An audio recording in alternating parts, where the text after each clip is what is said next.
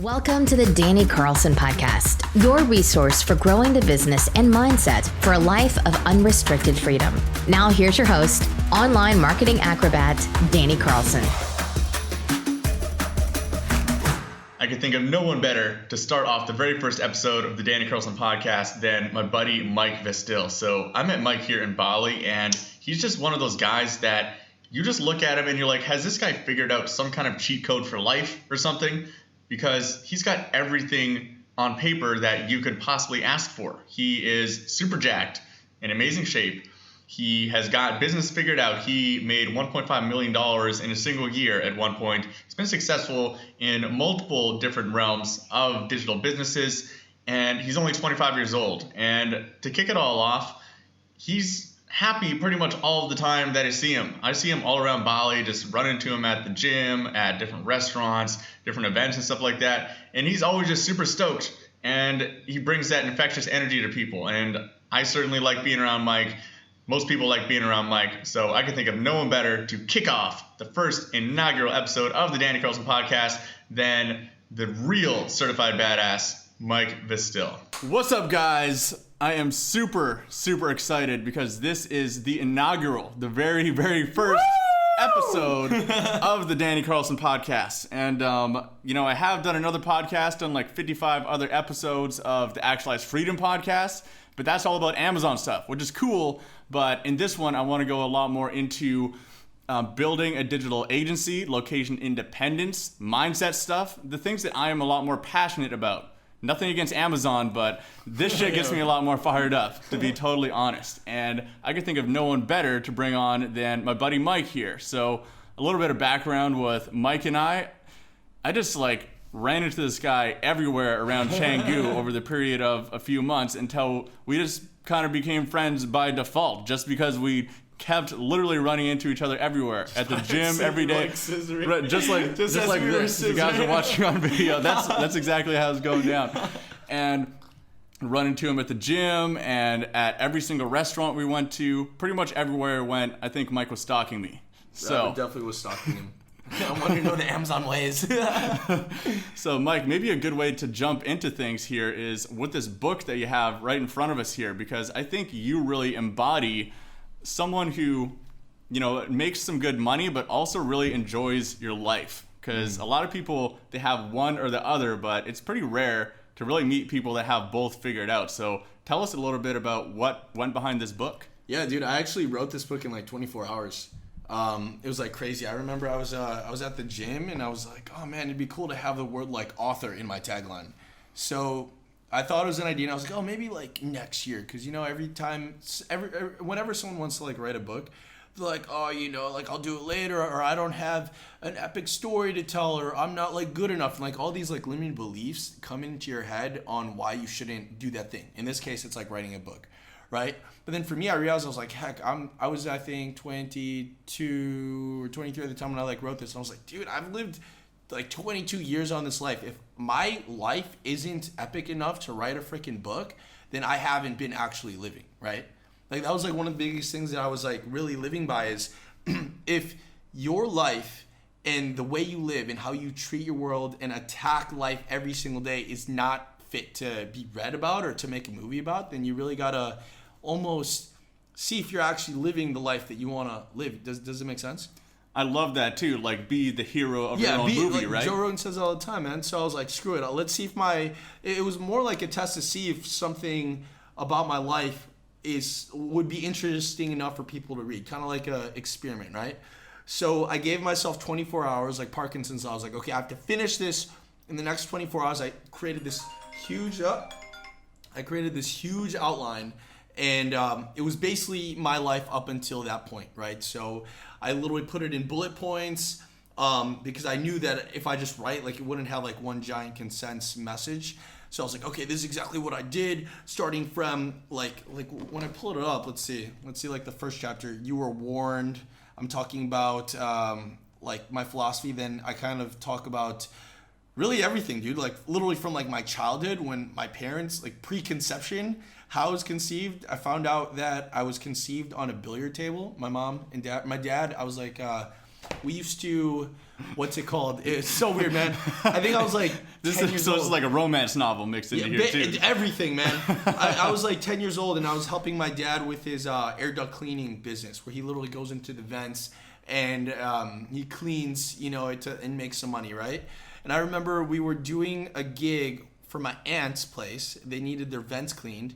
So we're cleaning the vents. I'm like the little kid that's just like seeing how my dad is operating. So I'm like bringing all of these like electrical cords and stuff like that. And then my dad looks at this billiard table while we're there, and he's like, "Son, you see that billiard table?" I'm like, "Yeah, Dad." He's like, "That's where you were made." And I was just like, you really had to tell me that, Dad? I thought it came from God or historic, right? I thought it was a present from God. And then, so it stemmed from that. I was like writing down these bullet points. And then it went to when I was in high school, like being super shy, super nervous, super scared of like being social, to then making some money, to then making some money, realizing I'm still unhappy in all aspects of life. So then I took that money to then take like a 30-day dating boot camp in Vegas for 30 days, to then traveling around the world, to then focusing on my fitness and all of that jazz. So I like wrote down the entire outline, and then I was watching, literally I was watching like Netflix. I was watching The Flash on Netflix and just like writing it all down. And then I published it within like a day. I put it up.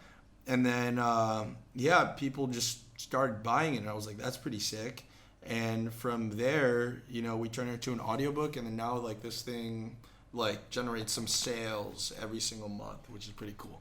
Fuck yeah, man. And one thing I really love about you, Mike, is that you're a very humble person. And you are always really quick to admit when you're not good at something and look for help at stuff like that. Like, not a lot of guys will publicly admit that they went to dating boot camps and all this kind of stuff, I used to say it was confidence boot camp. I was like, I had a confidence coach. No, I freaking went to like Vegas to learn how to date. And like, I love that you're sharing your story on this, that you used to be a guy like with low confidence and like, self-esteem or whatever it was, but you were able to admit that to yourself and actually go and do the things that you needed to get better at dating and business and all of these things, right? So I would love to hear your perspective on that. Do you think that is a really important thing to like fully admit and recognize the things that you want to change in yourself rather than like pushing them away to the background? Yeah, I think it's just like being more authentic with yourself, and just realizing what your shortcomings are, because like most people don't know what they suck at, and they're afraid to admit what they suck at. So then they just kind of like throw it underneath the rug, and then they go through their entire life just sucking at it, never really facing the monsters in their closet. So I'll be the first to admit, yeah, I suck at this, and this. And then it creates a to-do list of all the people I need to meet to then kind of like cover my ass on where I suck at. Does that make sense? Totally, man. And like, you bring this up in conversations that we just have at the gym or stuff all the time, like something that like, hey, like I did this really embarrassing thing, so it means I should work on this, right? And I think that's a really important thing to do. Like, one thing recently in my life that's come up is with dancing. I've always been that guy who felt super, super awkward dancing. And like, even up until like 3 or 4 months ago, I would just avoid dancing altogether. Ecstatic dances? Yeah, well, it's because I'm here in Bali and there's ecstatic dance everywhere I go. But like, I would avoid dancing at all costs, and I felt super awkward when I did it. But when I came here and started doing more of the self-work and really looking at why I was afraid to do it, I realized that it's just insecurity and fear built up around that. So I started playing around at ecstatic dance more, and I actually really love dancing. And like, once I've kind of freed my mind of that, I realized I was blocking myself from something that is really fun to do for 27 years, right? So I think that kind of stuff is super, super important. Yeah, man. Aesthetic dance is so dope. Like, I was the exact same way. I remember when I first went, and then I went with Michelle and Evan, right, from like Acro, and then they're like, hey man, like, you should come to this like aesthetic dance. I'm like, oh no, I tried it in Ubud, like I fucking hated it, and I was just like doing this, and then I didn't know what to do, and then I went, and it just turned into like a build thing. You start like moving your body, and then you're like, this is weird. I'm a dude. Like, I'm not supposed to like move like this. I should be like rigid and look constipated and look like there's a stick on my ass all the time. Always flexing. Always flexing. Like, dude, I gotta be alpha in this place. I gotta fucking flex, or else I'm gonna be a little bitch, or people might see like the insecurities that I actually have, right? And then it just like started building on each other. You start realizing that no one's gonna kill you for dancing, because that's like a innate fear we all have. Like, oh, if I dance and look like an idiot, I'm gonna like get killed, right? Totally. No woman's ever gonna want to date me. Yeah, everyone's gonna think I'm a loser. I'm basically just gonna be like, I'm gonna die a lonely man, right? That's what I was like thinking. And then when I started like moving a little bit more and getting more into my body and out of my head, I start realizing that like, holy crap, everyone else around me, they're also judging themselves too much, to the point where they don't have time to judge me. So I can just kind of not judge me or anybody and just let loose. And man, does that feel great when you just like let loose and you're just like moving around. Totally, and that can be applied to life in general, right? Like, I've found it's because I've been working on that in other areas of my life that I've been able to do that in dance. And that's really powerful if you can start applying it to different areas of your life as well. One thing also I'm really interested to hear from you, Mike, is your motivators, because you're obviously a very motivated type of person. You know, you live a financially independent and location independent kind of lifestyle that a lot of people would aspire to. So like, what were the main drivers for you to go get this all set up and figure out this online business thing, figure out location independence, you know, your fitness, you're fucking jacked as fuck. Like, all those dances, bro. Like, what have been the core drivers for you to do everything you've done at such a young age? I think initially when it started, because everyone like will make videos and they'll preach that location independent life, and they'll be like, oh, you could travel, you could do this, and this is all awesome. That's all fun and cool, but like that wasn't what motivated me. Like, if I saw a video and a podcast of people talking about you could live anywhere and ever, I would think that would be cool, but I wouldn't have had the confidence to actually go out there and get that, you know? And I'm thinking about it like how I used to think when I was supposed to be a dentist, right? Because I was supposed to be more like cautious and safe. And the only thing that really motivated me was really seeing my mom and dad, dude. Like, fucking coming home from college every single 6 months to like visit. And I literally saw them like get older. And I say that all the time, but like when you see just how old your parents get from the stress, and through time, you start realizing your own mortality. And then it started making me realize, holy shit, like, it's not just my parents, it's me too. I'm gonna get old, I'm gonna like be close to my deathbed, and there's me all these things that I didn't do, and that shit like fucking scares me. That scares me more so than anything and everything. That is what motivates me more than anything. The idea that we're so fragile human beings, we're gonna die, and you're literally doing your creator, the universe, just like a disservice for not actually, you know, being the hero of your own movie, creating this epic situation in your own definition of what it means to live like an epic life. It doesn't necessarily have to be traveling. It could be like, you know, raising your child, or being a good parent, or having the opportunity to have the freedom to take your daughter to dance class, right? Instead of just like working 8, 9, 10 hours a day at a job that you either hate or the person that hires you doesn't even respect you. And that is the only thing that really motivates me, even till now. Like, if I get a fucking really like deep massage from a Balinese and like it fucking triggers some shit, like she'll accidentally choke me or some shit, because like some of these Balinese women are crazy. It literally triggers me to like, oh shit, I'm actually gonna die, because you forget that we're actually gonna die, and then we're just going through our lives, you know, every single day. Some days like I'll literally walk through in Bali and I was like I'll wake up, and then before I know it, I blink and it's nighttime, and I was like, fuck, did I just waste today? Did I just waste a day in my life that I can never get back?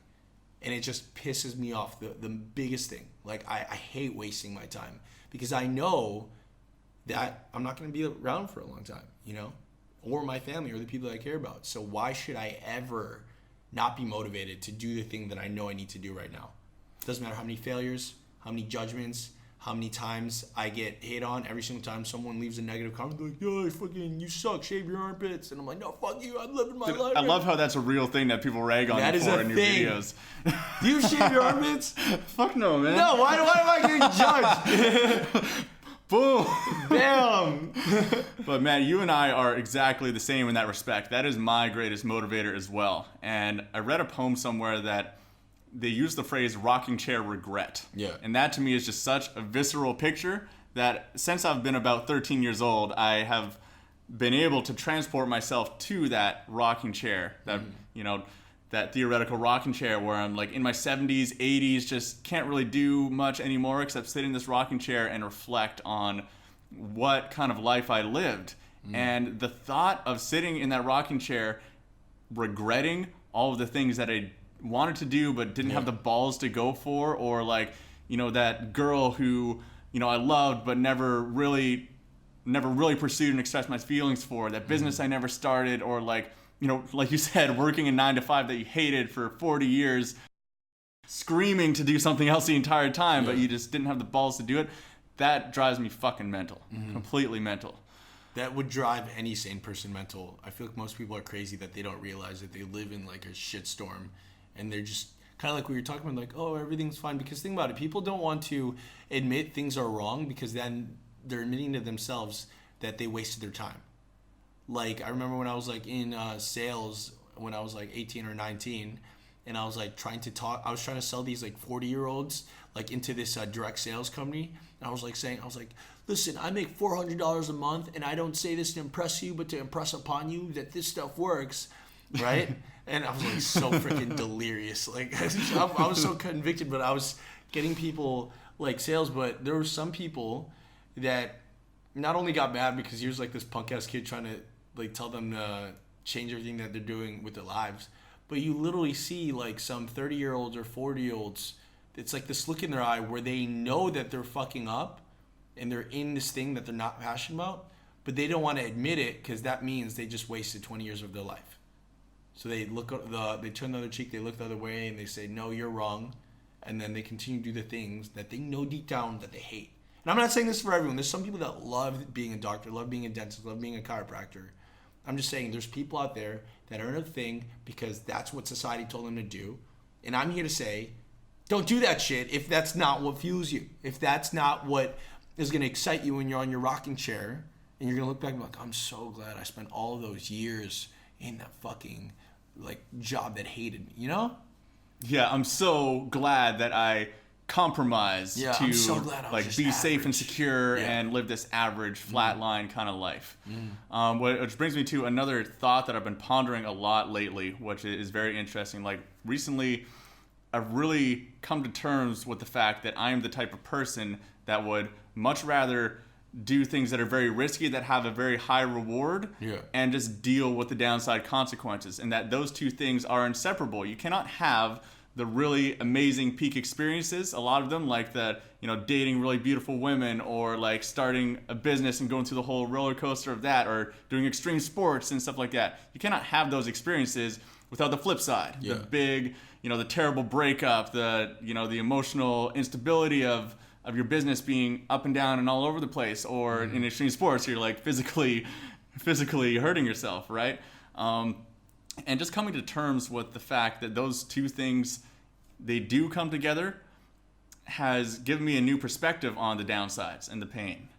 And like seeing it as something that is almost beautiful in a way, because it means that I've been able to experience the really incredible highs and everything like that. And you're definitely someone who, at your age, you've experienced more highs than a lot of people, and I'm sure you've experienced a lot of lows as well. Shitload of lows, bro. Don't let it fool you. I had a horrible time this entire journey. I still have horrible days, man. There's like some days that I wake up and I'm like, why do I feel like sadness and depression inside me? Why do I feel like this anxiety? It shouldn't exist. And then it's just like a business or a relationship is just kind of like a mirror that shows your own insecurities and own inadequacies. And even like to this day, dude, I'm dealing with a lot of things that I'm working on, and it's more like a mental battle than like this physical battle that we see around us, you know? Totally, man. So maybe what are a few things that you do to keep your mental headspace right? Because that like people on YouTube and social media and stuff, they see the highlights, right? And I mean, like, I don't think that it's inauthentic to like not share all of your insecurities on Instagram all the time. Like that, people probably don't want to hear that. I think that's fine. Toes, oh my god. Yeah.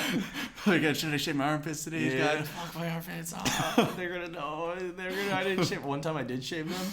And they're like, oh my god, he fucking shaved him. Yeah. You did it, yes, he finally did it. And so I was like, you faggot, you fucking shaved your armpits. And I was like, what the fuck? Like, I'm not. This is a lose-lose for you guys. Totally, right? I think, what was the question again? It was, okay. So in order to clear that headspace whenever any negativity comes, I mean, I did it before, like we even said this, like, bro, like how long you got to set up? Oh, it's going to be 5 minutes. I'm going to go into my room and go on the ground and just like freaking breath work and meditate. Here in Bali, it's normal, but most people are like, what is breath work and meditation? Well, I would literally, like Danny's like setting up this rig. I'm like, oh shit, I might say some dumb shit. Let me go clear my mind. I lie on the floor and I literally hyperventilate for like I'll do like crazy breaths, like 50 breaths. You probably heard me while you're like setting it up. And then I would do like 3 or 4 sets with that. The Wim Hof method. I would basically then, the last one, I would breathe all the way out and then do as many push-ups as I can with no oxygen in my lungs. And then I would just like meditate and sit still and see what thoughts come in. And not only does it clear all the negativity, but that's when like the genius ideas come in. Like literally when I had that breathwork session, the negativity, and it, like I just literally do like 3 minutes because I wanted to respect your time because you were setting this up. I did it for 3 minutes and I'm on the ground, and then a freaking download came in. I was like, oh my god, this is a crazy idea. And you saw me like run to my phone to voice message someone on my team on something that we could implement on an idea today. So yeah, breathwork and meditation. Heck yeah, man. And like when you do have these, you know, anxieties and like those days where you wake up and you just feel like a certain depression too. And like I still certainly have the same thing. You know, I think I live a net happy life. I have a lot of things to be blessed for, but there are just some days where I wake up and like the moment I wake up, I just like down kind of feeling, right? Yeah. Like, are there certain things that on days like that you have a certain ritual or routine or things that you bring your mind through to help with that? And you accidentally like read someone's message and then you take it in a negative connotation and it just like fucks you up for the rest of the day. Totally. Yeah, dude, that happens like all the time. Like I'll try not looking at my phone until after lunch, but there's also times because I do a lot of social media that like you just freaking actively reach for that, and then sometimes you subconsciously grab it when you wake up, and then before you know it in your conscious you're already like looking at shit. Dude, it's hard, man. It's freaking hard. But one of the things is just, it's so hard because I do social media, which is great because it's a great business, because you're attracting the right people into your life, not just like clients, but also like friends. Like I've met so many friends that just saw a video that like we just bumped into and we just like became best friends. But the negative aspect of things, dude, it's just like, what was the question again? It's just like what things do you do to combat that kind of like, you know, that down feeling, that anxiety or the like depression or whatever? Yeah, I learned this from Devin. You know, Devin's like at the gym that we go to, and he said you need to catch the narrative that your mind is telling you in the moment that it's happening. So like I'll start realizing that I'm like starting to close in. I'm starting to like, you know, get more closed off. I'm starting to see my thoughts without consciously thinking about them go down this negative spiral. And then like I remember when I was talking with him, you know, there are times where I won't notice that negative thought pattern, that negative spiral until it's like 2 hours in. And I'm literally like in the shower, like doing this. And then I snap out, I'm like, wait, what the fuck? Why am I actually, like your body will actually show the signs of anxiety and depression. And it's more just like a practice like meditation and yoga, and getting really good at identifying when that happens to then snap yourself out of it. Asking myself, like, is this a narrative I'm just telling? Is this me just being lazy to just think of a old existing belief that used to exist in my mind instead of me actually being consciously aware of the thoughts that I want to keep in my brain? And then once I'm consciously aware of it, usually I'm able to get it out with like a little bit of tension. I'm like, oh fuck, I'll still feel like shit. But now I'm not a slave to my own emotions. Yeah, I love that whole concept too. And it reminds me of this diagram that I saw in this book that I'm reading right now. It's about habits, Atomic Habits or something like that. Man, everyone's reading that book. It's a great book, but it has one diagram in there that's really applicable to this, I feel. It shows like the habits. At the start of your day, the first actions that you're taking, positive or negative, they go off in a branch. One branch up, one branch down. And then from there, the next decisions get branched out into infinitely more decisions. But the first decisions of the day have a much bigger impact either up or down. So like, if you have that mental thought loop going through first thing in the morning and then you make a bad decision, let's say you check Instagram instead of like going in the shower or something. And then that just because you did that, that's like a big decision. It makes you much more likely to make another bad decision, which maybe you're going to go buy a chocolate bar at the store or something. And then from there, it's much harder to regain that momentum after the first few things you've done in the day are things that are just feeding these negative thought loops, right? And I love what you said about being conscious of them and catching them so that you can do something about it. Because then you have to make a conscious choice to actually do that negative thing instead of just being pulled along by, hey, I have this negative impulse, I'm going to do this negative thing. Because then it just spirals out of control without any conscious thought, right? Yeah, we're like creatures of momentum and homeostasis, right? It's like fucking the laws of physics. Objects that stay in motion remain in motion. It's the exact same thing with thoughts. Thoughts that stay in one direction stay in that direction. You wake up with a negative thought, it actually takes a lot of willpower to switch that around in the beginning of the day. And most of the times, people just get lost in that momentum. And there's several days, like I fucking have a guest on the podcast or something like that, and I'm like, fuck, this is like a really, like a serious person. I can't fuck this up. And then I'm already putting the negative thoughts in my brain instead of just being like, yo, we're all human beings. Just say some inappropriate shit. It'll be good. Make them laugh. You laugh. Feel good. They feel good. Everyone feels good. There's so many days, man, because it's like, especially when people expect you to be a certain personality, like a certain extrovert, outgoing, confident personality, it's almost like, damn, dude, like some days I just want to fucking like crawl up in a ball and not talk to anybody, right? But I can't do that because I'm in this position where I have to actually, perform every single day to like the highest thing. So I have to put myself through so many different mental lenses to actually be willing to even be this person that's like in front of you today. Yeah, man, you can't just be like, hey, this is the Mike Vestil podcast, man. Yeah. I actually snort some heroin before, like, all right, guys. Hello, welcome to the Mike Vestil Show. Some rock cacao, just, oh my God, Jaya. Raw cacao, yeah, for those of you who don't know, we're in Bali, we snort raw cacao instead of coffee in the morning. That's just what everyone does here. And then we like poop while squatting on the toilet instead of actually sitting down on it. That's the way the Asians do it. I actually tried that this morning. I was like, yo, this is freaking crazy. Got to do it the Asian way. When in Asia, man. I feel like it's good for your joints. Oh, totally. Well, and one thing actually, this transitions really well into something you brought up yesterday that poop? Actually, after the speaking about shit. Yo, great. I had, but you probably actually don't know that this got me thinking, but like it was just something you said in passing at the gym the other day.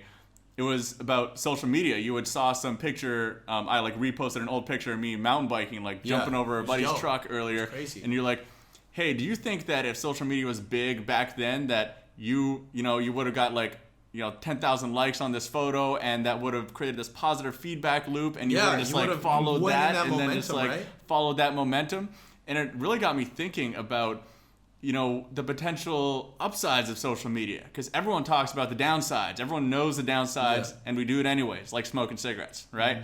But I think very few people are talking about and considering the upsides of social media, and how like there probably are some kids out there who they have been getting this positive feedback loop from people liking and commenting their stuff, and then they go deep into the thing that they're actually passionate about, and they wouldn't have otherwise, right?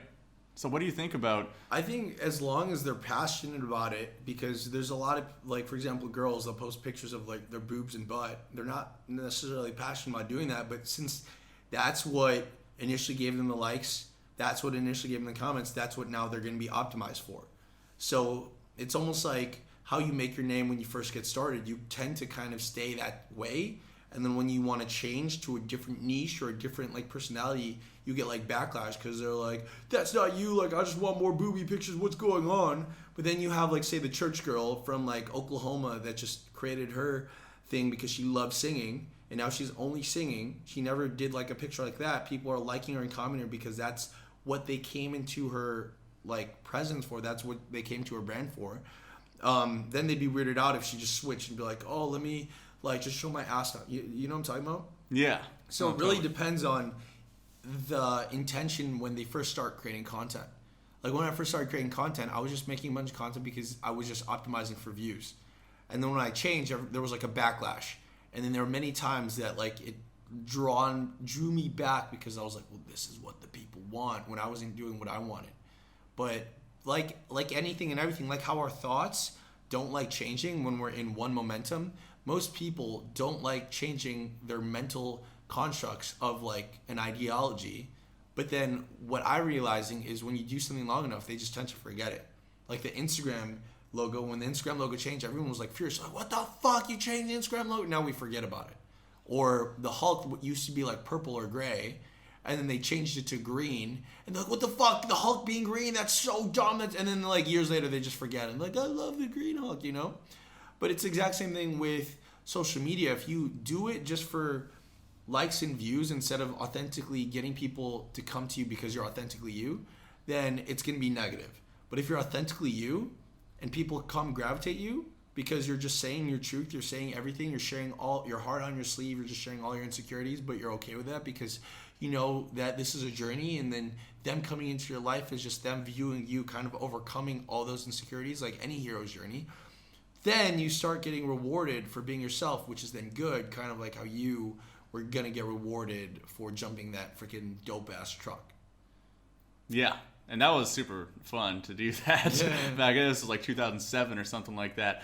And I absolutely love what you're saying there. Basically, you're saying that the more authentic you are, the more you're actually attracting people around you that are following you, or to be your friends, or people you're dating or whatever, that are actually the right people for you, rather than if you're just posting a bunch of like booty pics and just I'll post some booty pics every now and then. I'll be like, yo, I want the views.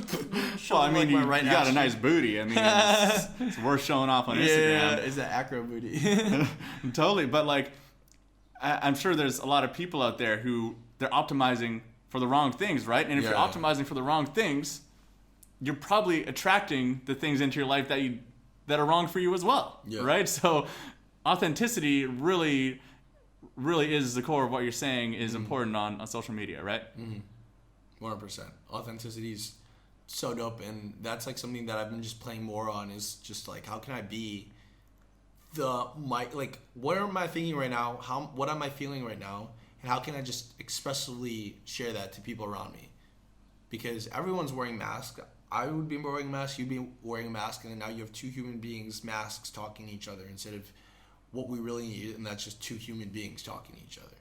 Yeah, well, and think about that too. If you have two human beings with masks on talking to each other, and one person's trying to look like this and one person's trying to look like this, like you're both trying to attract something into your life that both of you don't fucking want. Yeah. That's so ridiculous. But we do this like all the time. Like a big portion of my life has been exactly just like that. Right? That's why I try being like super offensive when I first meet people. So that way it's only up from there. Like if they're like, oh wait, that was like slightly inappropriate but pretty funny, and they're still around, then I'm like, okay, yeah, we're good. We'll do all right, you know? But I feel like so many people are so afraid to just be themselves for fear of judgment, for fear of not being good enough, for fear of not being loved, that they put this fake persona on, and then kind of like social media, they get momentum through that fake persona, and then they live 10 to 20 years with that persona, and then they're 50, and then they snap realizing that's not them, and then they fucking go in a midlife crisis and buy a red car and divorce their wives or their husbands and fucking start dating like 20-year-olds. It's because they were never authentic from the day one, from when they were needed. That to me is super scary, and I think about this sometimes with like YouTubers and stuff like that too. Like a great example of that is the epic mealtime guys. Like these guys, they have built a living around just creating this most ridiculous junk food that is just like bacon, like bacon 10 strips. bacon cheeseburgers stacked on top of each other with like a bunch of meat on top of it, and they're stuck with this now. This is how they make a living. Like if they reach one day and they're like getting really fat and their just body feels terrible and everything like that. Or what's going on? Are they like? I don't know. I haven't been following them really. It's kind of sad to watch. Heart attack, bro. I was watching all their videos when I was saying, I was like, damn, dude, they're eating so much. That looks so good. Totally, but like they've built this reality that, you know what, maybe they just love that and they're willing to die for the crazy food. But in my mind, this is a great example of some people who have constructed their life around something that is not sustainable and probably not that authentic to them, and they're stuck with it now. If they stop shoveling their face full of McDonald's French fries and a million cheeseburgers, their paycheck is going down, right? There's like another one. There's this guy. It's called Mr. Beast. He's getting optimized his channel for just giving money away. Like he's like, I gave I gave $30,000 to a homeless man. Or like tipping $10,000 checks. Like I don't know if you ever seen that. I was like watching some of those videos the other day. I was like, dude, that's crazy. That's pretty. Yeah, it's dangerous, man. But then now he just gets a bunch of DMs like from people from India. Like, can you PayPal me $1,000? Can you PayPal me $100,000? And I don't know, dude. I wouldn't want that life. He gets a lot of views, but I'm like, fuck. Man, yeah, but like, how valuable are those viewers? Do you like love providing the entertainment value of giving away money to other people as like that's your contribution to the world? It's like everyone watches me give money to other people, and that's so cool. The viewers that I want would be people that I ideally would want to be friends with, that I could see hanging out with. And if I'm not attracting the people that I want in my life, then I'm not being my real self on camera, because it's just a mirror, right? Like if people are coming in and they're just shitty human beings, it's not that they're shitty human beings, it's just that I wasn't myself when I was creating this content. So like now everything that I'm doing right now with content or videos or podcasts is how can I just be myself and see what gravitates towards me instead of me trying to freaking gravitate towards other people. Yeah, that's fucking powerful, man. This is one that like only hit me in my dating life in the past, like I want to say like 2 years. Before that, I was, you know, like playing it more like a game, to be honest. Like I was like, hey, this girl, I want to date this girl, so I'm going to just like make myself look like the coolest guy, like do whatever it takes to like get this girl. Peacocking, wear a fucking hat on your head, goggles. Whatever it is, like whatever it took, that's what I would be doing. But then I realized, like, why do I keep ending up with these girls that like are not actually the girl I want to end up with? And it's because I'm not being authentic. Yeah. Right? Whereas these days, I just be my true authentic self to every woman that I meet, and if it turns them off, then perfect. That's not a type of girl that I want to be hanging out with, right? I'm not trying to like sleep with everybody, you know? Totally. So many girls out there. You could be like the shittiest version of you, and there's still someone gonna be like, I want to sleep with you. You know? Totally. Someone. Yeah, and like if I am just trying to be like the cool guy all the time, then I'm just gonna end up dating all the girls from Sandbar and Old Man's, like the real popular crazy clubs. They're good people. They're good people that go out to those places. Nothing against you if you go to those bars, but I mean, that's probably not the type of girl that I'm looking to date, right? Yeah, I'll date some of those girls. So yeah, I'm young, I'm stupid. I can still do some dumb stuff. Fucking rights. And Mike, another thing too is, I mean, your body speaks for itself. You're fucking super jacked. How much of a role in your overall like success and happiness, or whatever you want to call it, do you think fitness plays a role? Or is it really just to go out and get these women from Sandbar and Old Man's? Dude, so it all started from like my childhood, right? Like I was super skinny. I read somewhere that fat will kill you, and then sugar will give you blindness when I was like younger. So I was afraid of sugar and I was afraid of fat. So I was like a super skinny kid. I was always like nervous. I was always shy. I had always like this anxiety about me. And before any of this, the first thing that I had to battle was my confidence, right? Because if I was in confidence in this, I can't be confident in business. So this is just kind of like the the resistance that I went through to, of course, just build my confidence. And then from that, that's what I took, that actually actively pushing against a weight, to then financially pushing against some type of obstacle or resistance or setback or failure. It's all just one giant metaphor, right? And it kind of like all seeps in interchangeably throughout all the various aspects of your life. So I think it's like a huge role, right? Like, because there are days where I only focus on business and revenue go up, and then like I stopped going to the gym, and then I realized, well, I'm not happy. I don't, like, my confidence is going away, and then it'll start then affecting my business, or I won't have any focus because I don't have that clarity, right? So it's all like the same. It's like your life and the way you live is just one giant art piece, and you have the brush, and every single day you get to decide if you want to make this a masterpiece or if you want to make this like a little freaking stick figure drawing. And every day I try to make it as close to that like Picasso of a life as possible, filled with like love, connection, and people that I really care about. Fuck yeah, man. I totally agree with you when it comes to how important it really is. Like, it's not only the physical aspect of your body is a lot healthier and functions a lot better if you give it the exercise, but like the mental aspect of it too. It will boost your self-esteem. Like, as a man who, you know, is in better shape, it's just good for your self-esteem to not be fat, to actually, you know, have a little bit of toned muscle and stuff like that. And being in the gym often every day, or however much it is, reinforces that positive identity, right? So like momentum. That momentum. Back to the momentum. Exactly. So like, personally, I just recently went through a breakup, and I was all down about that. Yeah, pretty recently. No way, I would have never known, man. Man. Right? Yeah, well, and like I was feeling kind of down about it, but since then, I've been in the gym every single fucking day. Bro. Like, heartbreaks make the best bodybuilders. It's the best. Yeah, it's the best. motivation. You're like, fuck you, I'm gonna get super sexy. I think every single person who's swole was because they're big softies that got their heart broken. That's what happened to me. Yeah, man. Like, there is, in my opinion, there is no better way to rebuild up that self-esteem and that confidence. A girl to just destroy you. Totally. Yeah. Like, just consistently getting in the gym every single day and putting in that work. I don't think there's anything better than that for just rebuilding that self-esteem and just getting your mojo back. You know what I mean? Like, 100%. Yeah, dude, you've been getting shredded. I'm like, yeah, Danny's getting fucking shredded. What's going on? Yeah, but Mike at the gym the other day, like, we play acro yoga together sometimes, and he's like, Danny, boy, you're getting jacked. You've been playing acro with fat girls lately or something? It's like, all the skinny girls are getting too easy for you. You gotta only play acro with the fat chicks. Some people are going to hate on me for saying that, but I thought it was pretty funny. Yeah, no, it was so funny. I stand by it. I stand by that joke. I only do acro with fat. No, I'm joking. I try actually finding like the smallest, tiniest girl, and then just like, because I always do acro after leg day, and then I'm like, oh man, like all these skinny girls feel like fat girls after leg day, dude. Yeah. Hell yeah, man.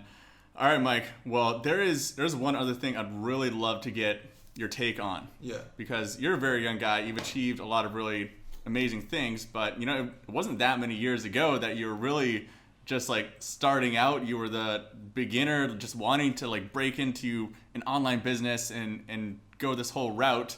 So I think that's really fresh on your mind. And for people that are listening and they're in that scenario where they know they want to get started in an online business, but there's a lot of fear and insecurity and questions and doubts, what kind of advice would you give to someone like that who, like, to push them towards getting started?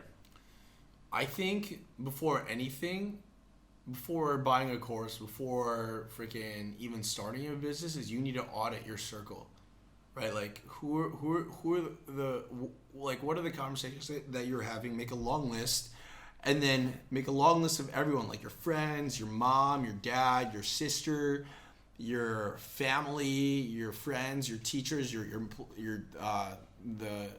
coworkers, your boss. And then literally, if what you were talking about, oh, my life is a net positive, each one start auditing and be like, okay, does this person make my life a net positive or a net negative? And then if it's a net negative, you can still love on them. Like, this could be your mom, this could be your dad, this could be your little sister. You just cross them out. Stop spending more time with them. For me, like, money was so much of an issue for my family that they were fighting all the time. So I literally had to get out of the freaking house. I had to leave. I love my family to death. They're doing a lot better now, but because of that, it didn't matter how many courses I bought. It didn't matter all of that. If I was constantly getting consumed by like the negativity, I can't create a positive life from a negative mindset. And the negative mindset happens when you're being infiltrated by everyone's negative thoughts around you. So that would be the biggest thing, man. You're getting started. Before you actually get started, try finding a way to audit your circle.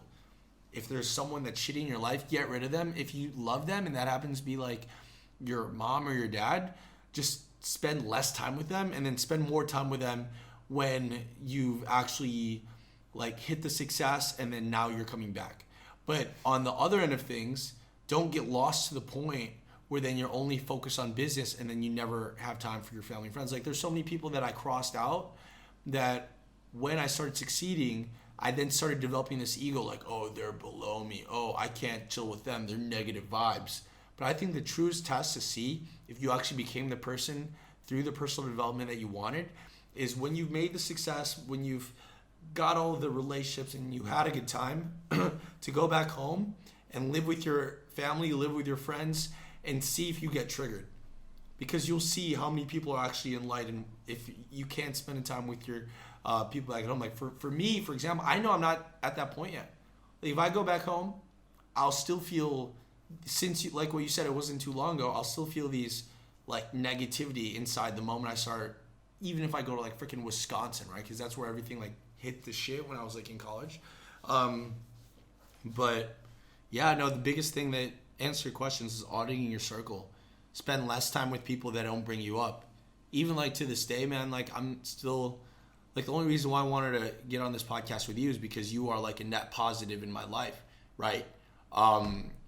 If you were someone that was a net negative, I would just not answer the message. I would just like archive. I would just, you know? Block, motherfucker. Yeah. Yeah. That's a powerful one, right? And going through a journey like this, like starting your own business can be a bit of an affront to a lot of these net negative people, right? Yeah.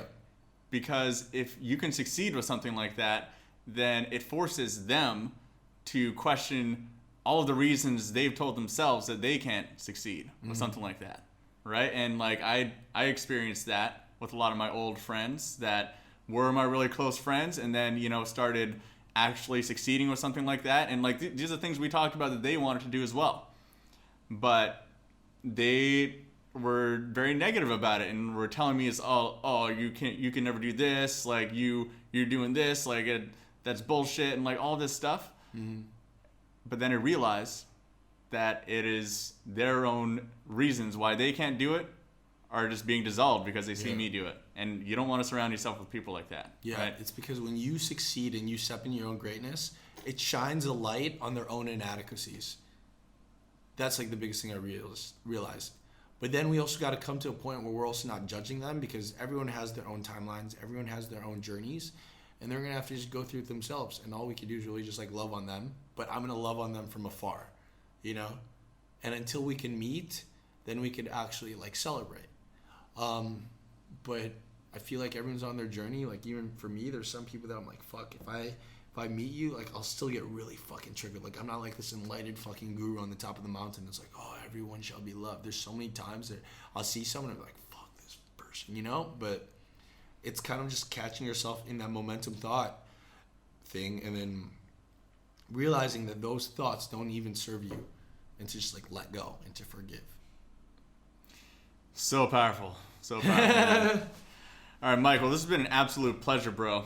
Thanks, bro. Tell people like where they can find your book, where they can reach out to you, YouTube channel. MikeVestil.com/Mike's book is where to get this. Or my book. I don't know. Mike's book. It's probably Mike's book. I think there's a redirect. And just like MikeVestil.com, everything's there. Boom shakalaka.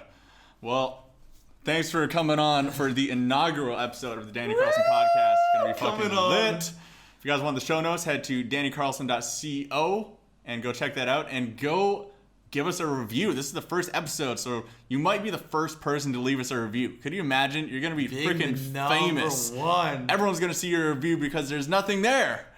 It's going to be the most famous one. You're going to screenshot that shit, and then 10 years down the road when this podcast is super famous, you're going to tell all your friends. I was the first one to do it.